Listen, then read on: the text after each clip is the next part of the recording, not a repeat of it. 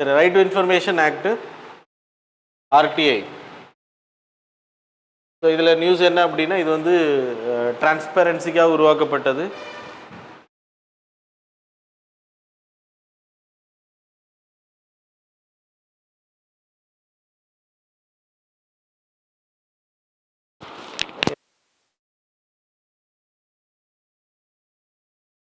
So right to information ஆக்டில் என்ன news அப்படின்னா, இது வந்து டிரான்ஸ்பேரன்சிக்காக உருவாக்கப்பட்டது, ஆக்சுவலாக ஓப்பன்னஸுக்காக. ஸோ அது இன்றைக்கி வந்து அது right to information, that is right to deny information அப்படின்ற கேட்டகரியில் போயிருக்கு அப்படின்றது.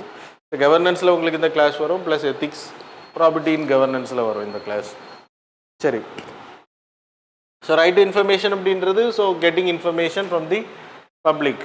ஸோ கவர்மெண்ட் பண்ணக்கூடிய ப்ராஜெக்ட்ஸு, கவர்மெண்ட் பண்ணக்கூடிய ஒர்க்கு, வரவு செலவுகள், அதில் நீங்கள் யூனிவர்சிட்டிஸில் அவங்க வாங்கக்கூடிய காசு, இந்த மாதிரியான டீட்டெயில்ஸ் எல்லாம் government not to the private. So அந்த மாதிரி இன்ஸ்டிடியூஷன்ஸில் ரைட் டு இன்ஃபர்மேஷன், அதுலேயே அண்ணா யூனிவர்சிட்டி கீழே அஃபிலியேட்டடாக இருக்குது அப்படின்னா, மனோன்மணியம் ரெகக்னைஸ்ட் யூனிவர்சிட்டி, ப்ரைவேட் யூனிவர்சிட்டியில் நீங்கள் வாங்க முடியாது, மற்றபடி பப்ளிக் யூனிவர்சிட்டிஸில் நீங்கள் வாங்கிக்கலாம், aided colleges etcetera etcetera. So right to information act அப்படின்றது, so right to inspect. So every one has the right to inspect. நமக்கு இது தெரியறதே இல்லை, அங்கே போய் டாக்குமெண்ட்ஸை நம்ம நேரடியாகவே அங்கே போய் பார்க்கலாம். தட் இஸ் ஃபோட்டோ காப்பி வாங்குறது, xerox. Then right to get sample. அப்புறம் நீங்கள் ஆடியோ, வீடியோ அந்த ஃபார்மேட்ஸில் நீங்கள் வாங்கிக்கலாம். சாஃப்ட் காப்பியாகவும் டாக்குமெண்ட்ஸை நீங்கள் வாங்கிக்கலாம். ஸோ அது கொடுக்க மாட்டாங்க மோஸ்ட்லி அவங்க கொடுக்குறது ஃபோட்டோ காப்பி, ஜெராக்ஸ் தான் கொடுப்பாங்க. சரி, இது எது கொண்டு வந்தப்பட்டுன்னா, ஓப்பன்னஸுக்காக. கவர்மெண்ட் என்ன பண்ணுதுன்றது சிட்டிசன்ஸுக்கு தெரியணும் அப்படின்றதுக்காக. There is a public information officer, then there is a assistant public information officer. So public information officer, இப்போ கலெக்டர் ஆஃபீஸ் இருக்குது, இல்லை கவர்மெண்ட்டோட எல்லா ஆஃபீஸர்ஸ்லையுமே there should be a public information officer. அவங்கக்கிட்ட தான் இந்த லெட்ரு போகும், நம்ம அனுப்பக்கூடியது. 10 ரூபா ஸ்டாம்ப், 10 ரூபா பே பண்ணி யூ நீட் டு சென்ட். ஆனால் என்ன பர்பஸுக்குன்னு நம்ம சொல்ல தேவையில்லை. நம்ம என்னென்ன டீட்டெயில்ஸ் கேட்குறோம் அப்படின்னா, 2005 ஆர்டிஐ ஆக்டின் மூலமாக நம்ம என்ன இன்ஃபர்மேஷன் கிளைம் பண்ணுறோம் அப்படின்றத இங்கே எழுதணும். என்னென்ன டாக்குமெண்ட்ஸ், என்னென்ன இன்ஃபர்மேஷன் நம்ம கிளைம் பண்ணுறோன்றதை கொடுக்கணும். அந்த இன்ஃபர்மேஷன் அவங்களுக்கு கொடுக்கறதுக்கான வாய்ப்புகள் இருந்துச்சுன்னா கொடுப்பாங்க, இல்லைனா they will send a reply for you. கொடுக்க முடியாது, ஏன் கொடுக்க முடியாது அப்படின்ற ஒரு ரீசன் சொல்ல. ஆனால் நீங்கள் எதுக்கு வாங்குறீங்கன்ற ரீசன் சொல்ல தேவை கிடையாது. No reason to be disclosed. So public information officer, இப்போ கலெக்டர் ஆஃபீஸில் ஒரு டாக்குமெண்ட் நீங்கள் கேட்குறீங்க அப்படின்னா, அங்கே பப்ளிக் இன்ஃபர்மேஷன் ஆஃபீஸர், மோஸ்ட்லி அங்கே நிறைய ஆஃபீஸர்ஸ் இருப்பாங்க, அவங்களுக்கு அந்த பணியை கொடுத்துருப்போம். தனியாக வைக்க மாட்டாங்க. பெரிய ஆஃபீஸர்ஸ்லாம் இருக்கும், கலெக்டரேட்லாம் இருக்கும் கண்டிப்பாக. சின்ன தாசில்தார் ஆஃபீஸ்லாம் பப்ளிக் இன்ஃபர்மேஷன் ஆஃபீஸர், கிளர்க், இந்த மாதிரி ஆட்களை தான் பார்ப்பாங்க. அதே இது நீங்கள் ஒரு ரூரலில் எடுத்துக்கிட்டிங்கன்னா, there will be an assistant public information, that will be post officer, postman இல்லை, போஸ்ட் ஆஃபீஸர். இந்த ஹெட் போஸ்ட் ஆஃபீஸ் இருப்பாங்கல்ல, head of the post office, அவங்க தான் பப்ளிக் ஸோ அவங்க மூலமாக தான் இந்த இன்ஃபர்மேஷன் நீங்கள் என்ன பண்ணுறீங்க, அப்ளை பண்ணும்போது இங்கே கொண்டு கொடுப்பீங்க, அங்கே போகும். அதுக்கப்புறம் அங்கேருந்து இப்படி தான் வரும் உங்களுக்கு. So they are the connecting link between PAO and you people. சரி, இன்ஃபர்மேஷன் கேட்குறவங்கள கனெக்டிங் பண்ணுறாங்க. ஸோ ஒரு இன்ஃபர்மேஷன் நீங்கள் கேட்குறீங்கன்னா குறைஞ்சது 30 நாள் யாருக்கு, பப்ளிக் இன்ஃபர்மேஷன் ஆஃபீஸர் வந்து எடுத்துக்கலாம் இன்ஃபர்மேஷன் கொடுக்கறதுக்கு. அசிஸ்டன்ட் பப்ளிக் இன்ஃபர்மேஷன் சேர்த்து வரும்போது ப்ளஸ் 5 நாள், 5 days. எக்ஸப்ஷன் கேசஸ் எடுத்துன்னா ரொம்ப உயிருக்கு பிரச்சனையான விஷயம், இமீடியட்டாக தேவை அப்படின்றப்போ 48 hours கொடுக்கணும் டீட்டெயில்ஸ். இதில் எதாவது கொடுக்காமல் விட்டுட்டாங்க அப்படின்னா you can challenge it. District information commission, state information commission, central information commission, இப்படி நீங்கள் கிளைம் பண்ணிக்கலாம், அப்பீல் போகலாம். சரியா? அப்படி போகும்போது தப்பு நிரூபிக்கப்பட்டால் ஒவ்வொரு நாளுக்கும் எத்தனை நாள் அவங்க டிலே பண்ணியிருக்காங்களோ, 35 நாளுக்கு மேலே எத்தனை நாள் டிலே பண்ணியிருக்காங்களோ அந்த டேஸுக்கான காசை அவங்க வந்து சம்பளத்தில் பிடிச்சி கவர்மெண்ட் உங்களுக்கு கொடுக்கும். இல்லைன்னா பிடிப்பாங்க, அவங்களோட சேலரியை பிடிப்பாங்க இன்ஃபர்மேஷன் டிஸ்க்ளோஸ் பண்ண. அதெல்லாம் நடக்குதான்னு கேட்டாச்சுன்னா இல்லை. சரியா? அதுக்கு ரீசன் அதுக்கு தான் அவங்க சொல்கிறாங்க இதெல்லாம் நடக்கலை அப்படின்றது. இன்ஃபர்மேஷன்ஸ் கிடைக்குது, ஆனால் டிலே ஆகி லாஸ்ட் நாளில் தான் அனுப்புவாங்க. வேணுக்குன்னே 30ஆம் தேதிக்கு பிறகு. அதுக்கப்புறம் exceptional reasons can be given. Okay, so 30 டேஸில் they need to reject, they need to reply for that.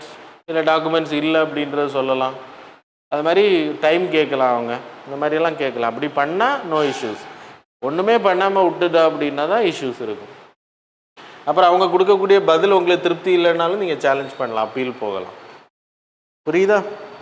So section 8 of this act which accepts some provisions, exception for the some reports வந்து கொடுக்க தேவையில்லை. அது mainly intelligence bureau 27 ஆர்கனைசேஷனோட report, CBI, சர்டின்,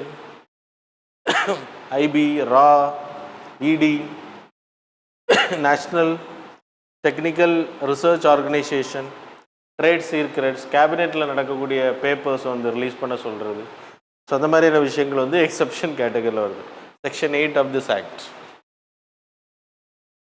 public ஆஃபீஸில். So இதை use பண்ணி இன்றைக்கி நிறைய பேர் இன்ஃபர்மேஷனை ஷேர் பண்ண மாட்டாங்க அப்படின்றது தான், மாட்டேன்றாங்க அப்படின்றது தான். ஈவன் பிஎம் கேர் ஃபண்டு கூட ஆர்டிஏல வராது அப்படின்றது சொல்லியிருக்காங்க.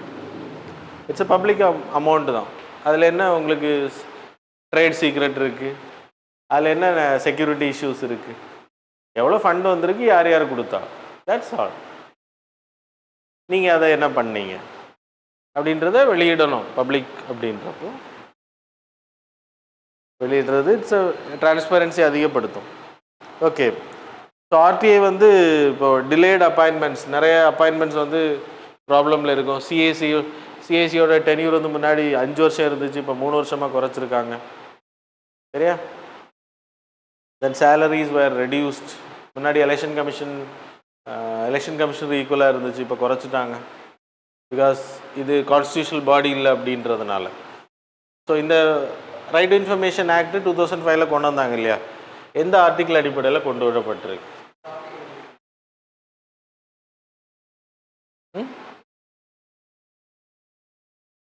19. ஓகே, 19ன்னா 19ன்னு சொல்லக்கூடாது. 19 கிளாஸ் 1 சப் கிளாஸ் ஏ, அது சொல்லணும் கண்டிப்பாக. Freedom of speech and expression, not all articles. சரியா? ஓகே, என்னை தான் ஆன்சர் பண்ணியிருக்கீங்க. Next article, quality of government expenditure index. RBI வந்து ஒரு இண்டெக்ஸ் ரிலீஸ் பண்ணுறாங்க, முன்னாடியே பண்ணுறாங்க. இந்த இண்டெக்ஸை பொறுத்த வரைக்கும் கவர்மெண்டோட ஸ்பெண்டிங் வந்து எந்த அளவுக்கு எஃபிஷியண்ட்டாக இருக்குது அப்படின்றது இந்த data. So capital outlay, that is GDP, நம்மளோட கவர்மெண்டோட கேபிட்டல் எக்ஸ்பெண்டிச்சர், ஜிடிபிக்கு நம்மளோட ஜிடிபியில் எவ்வளோ பண்ணுறாங்க அப்படின்றது. அது அதிகமாக இருந்துச்சுன்னா it will increase the infrastructural projects, அதிகப்படுத்தும். So it's a good. Revenue expenditure to capital output ratio, revenue expenditure to GDP ratio, அது ரொம்ப அதிகமாக இருந்துச்சு அப்படின்னா ரெவன்யூ டெஃபிசிட் இருக்கும் உங்களுக்கு. சேலரி, சப்சிடிஸ், இது வந்து எப்போவுமே லோவாக இருக்கணும் இந்த ரேஷியோ. எதன் அடிப்படையில் இண்டெக்ஸ் எதன் அடிப்படையில் எடுக்கப்படுதுன்னா இந்த கேட்டகரி 5 கேட்டகரியில் தான் எடுக்கப்படுது. இப்போ டெவலப்மெண்ட் எக்ஸ்பெண்டிச்சர், இது கேட்க மாட்டாங்க கொஸ்டின்ஸ், நீங்கள் தெரிஞ்சுக்கலாம். So development expenditure to GDP, so அது வந்து உங்களுக்கு ரொம்ப அதிகமாக இருக்கணும். நம்ம அதிகமான spending to developmental, health, education, infrastructural projects நம்ம அதிகமாக பண்ணோம் அப்படின்னா இட் வில் டெவலப், இந்த கண்ட்ரி வந்து க்ரோ ஆகும். அது இன்ட்ரெஸ்ட் பேமெண்ட்ஸ் கம்மியாக இருக்கணும் டோட்டல் எக்ஸ்பெண்டிச்சர் ரேஷியோவில். So debt management etcetera. So இது கம்மியாக இருந்துச்சு அப்படின்னா உங்களோட கவர்மெண்டோட வேல்யூ வந்து நல்லா இருக்கும்.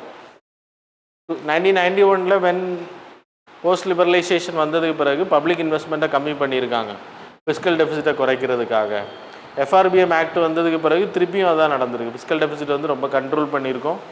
அப்புறம் 2008 recession happened in world. So finally we spended, government வந்து அதிகமாக spend, so fiscal deficit increase. 2013-17 14th Finance Commission increased the state share and development the expenditure, GST challenges affected tax கவர்மெண்ட்டுக்கு ஸ்டேட்டுக்கு போகிற டேக்ஸஸ் வந்து கம்மியாச்சு. அது மாதிரி 2020 capital expenditure boosted the infrastructure. அது காரணம் கோவிட். கவர்மெண்ட் நிறைய இன்வெஸ்ட் பண்ண ஆரம்பித்தாங்க கோவிட் டைமில். ஏன்னா பப்ளிக் ப்ரைவேட் இல்லை அப்போ. ஸோ இதெல்லாம் தான்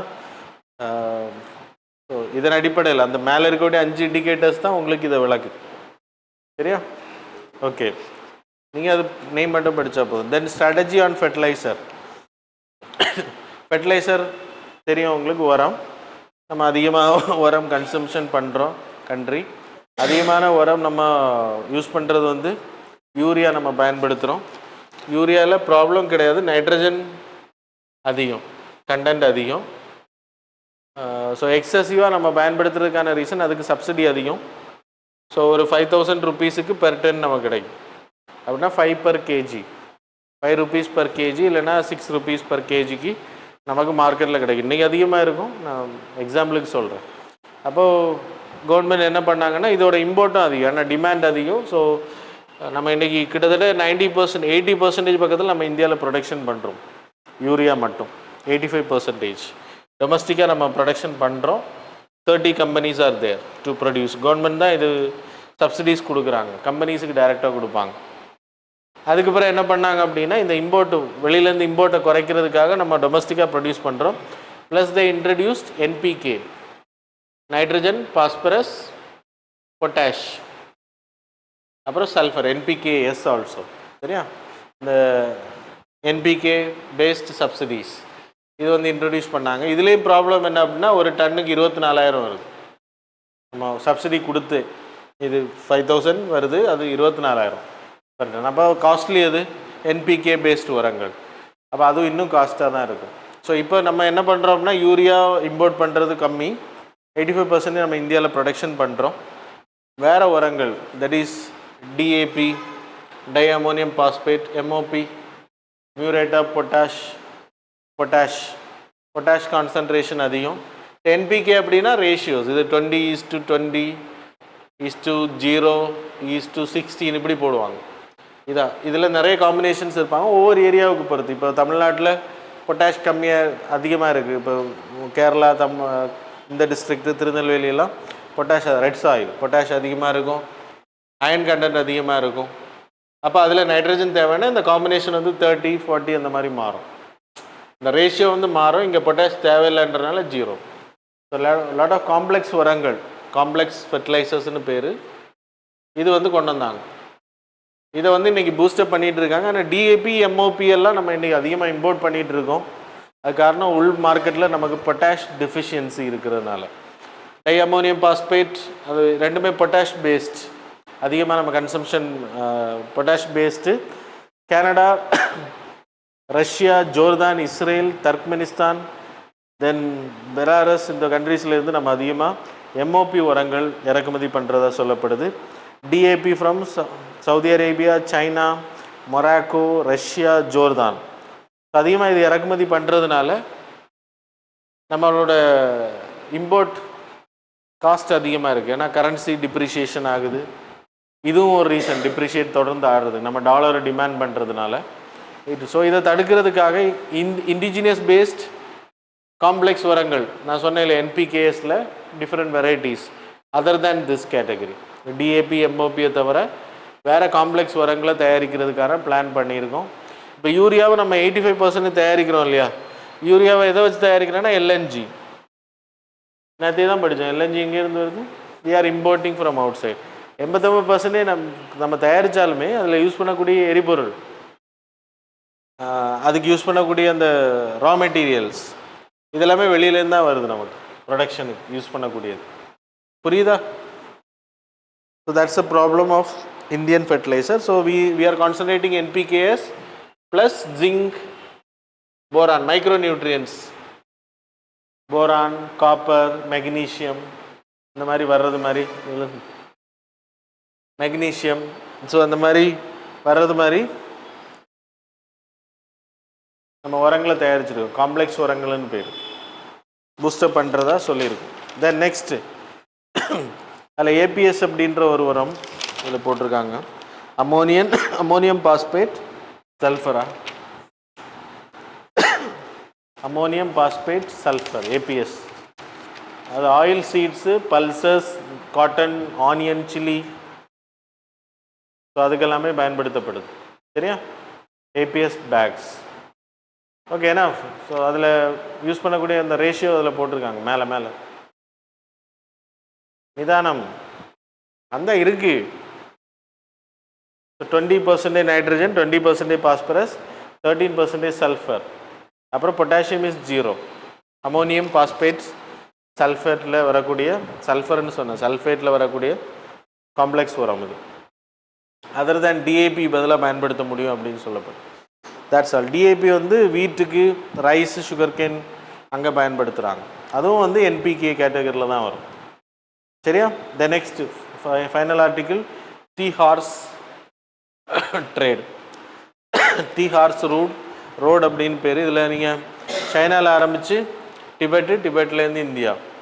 இங்கே வந்து டீ வந்து அதிகமாக சைனாவில் உற்பத்தி பண்ணி அவங்க எக்ஸ்போர்ட் பண்ணுறாங்க யூரோப்பியன் கண்ட்ரிஸ் வயா கொல்கட்டா. அதான் அந்த ரூட்டு சொல்லுது. அது மாதிரி டிபெட்டுக்கு எடுத்துகிட்டு போயிருக்காங்க. ஏன்னா கோல்டு, ஹார்ஸு பண்டை மாற்று முறையில் முன்னாடி இருந்தது. ஸோ அதுக்கு வந்து பயன்படுத்திக்கிறாங்க.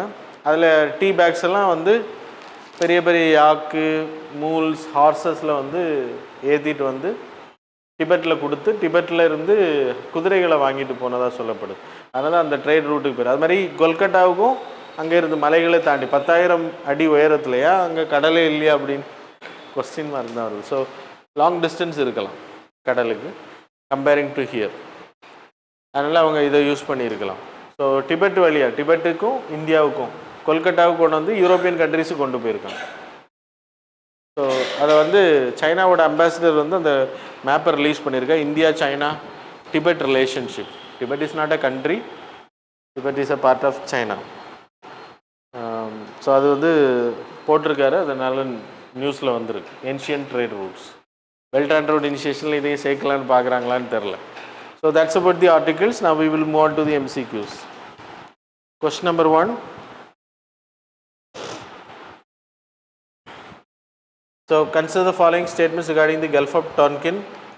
So it's a crescent-shaped, semi-enclosed water border by China and Vietnam. Statement number 2, it connected with the South China Sea by the Strait of Johor.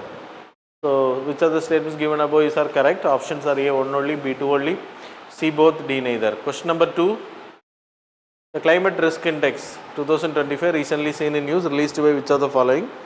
Options are A, UNEP, B, IPCC, C, German Watch, D, WMO, World Meteorological Organization. Question number 3, in the context of rupee-dollar swap auctions, which of the following statements these are not correct? Options are, இதில் எது correct இல்லை, எந்த statement correct இல்லைன்னு பார்த்து சொல்லுங்கள். It is a tool used by RBI for managing liquidity and stabilizing the rupee. B option, it involves initial sale of USD by banks to RBI followed by a repurchase at a predetermined price. C option, it primarily used for controlling inflation in the Indian economy. D, it allows RBI to use forex reserves for influencing rupee liquidity. So that's all. Question number 4, consider the following statements regarding the Article 14, 15, 23 of the Indian Constitution. Statement number 1, the Article 14 ensures that every citizen, every individual is equal before the law. Statement number 2, Article 15 prohibits discrimination on the grounds of religion, race, caste, sex, place of birth. Statement number 3, 23 prohibits bonded labours, but it does not cover the forced labour. Which of the statements given above are correct? Question number 5, consider the following statements regarding the Quad. Statement number 1, the Quad is a formal military alliance between the member countries. Statement number 2, the Quad nations account for 35% of the world GDP. So statement number 3, annual Quad leader summits were provided high-level guidance through joint statements. How many of the statements given above are correct? Options are A, only 1, B, only 2, C, all the 3, D, none of the above. Now we will see the answers for the previous. Question number 1, answer is C. Question number 2, answer is B. Question number 3, answer is C. Question number 4, answer is C. Question number 5, answer is A. So that's all about the current affairs and MCQ. Thanks a lot for joining with us.